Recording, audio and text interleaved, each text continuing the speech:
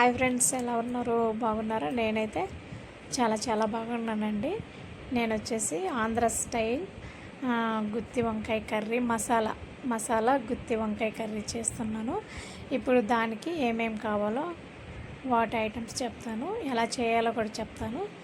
Okay friends, first వంకాయలు తీసుకోవాలి. తర్వాత వంకాయలు 4 టమాటో తీసుకున్నాను. మీకు ఎన్ని కావాలంటే తీసుకోండి.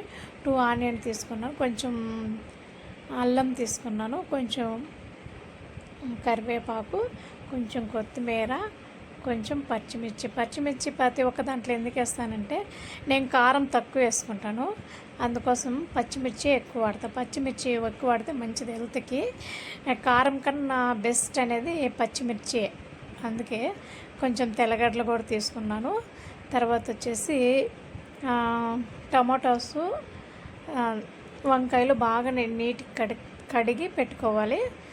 నీట్గా కడిగి పెట్టుకొని సైడ్లో పెట్టుకొని, వంకాయలకు వచ్చేసి ఘాట్లు పెట్టుకోవాలి. అటు సైడ్ ఇటు సైడ్ ఘాటు పెట్టుకొని పక్కన పెట్టుకోవాలి. కొంచెం చింతపండు అవసరం అవుతుంది కాబట్టి కొంచెం చింతపండు నీళ్ళల్లో వేసి సైడ్లో పెట్టుకోవాలి. తర్వాత వచ్చేసి కొంచెం మసాలాలు వచ్చేసి అల్లము, తెల్లగడ్డలు, ఇంకా ధనియాలు, కొబ్బరి, తర్వాత పచ్చెనగపప్పులు, మినప్పప్పులు, ఏరుశనగకాయ పప్పులు అవి మ్యాష్ చేసుకొని పక్కన పెట్టుకొని మిక్సీకి వేసుకొని రుబ్బుకొని పక్కన పెట్టుకోవాలి.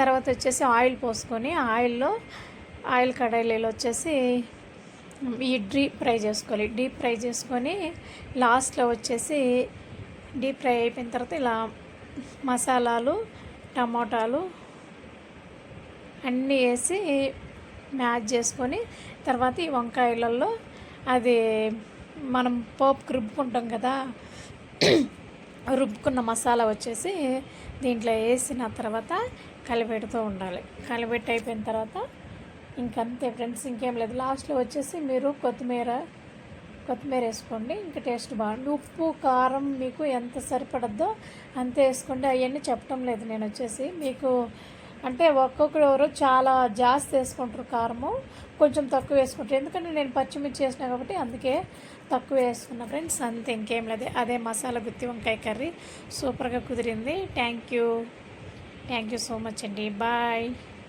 Thank you.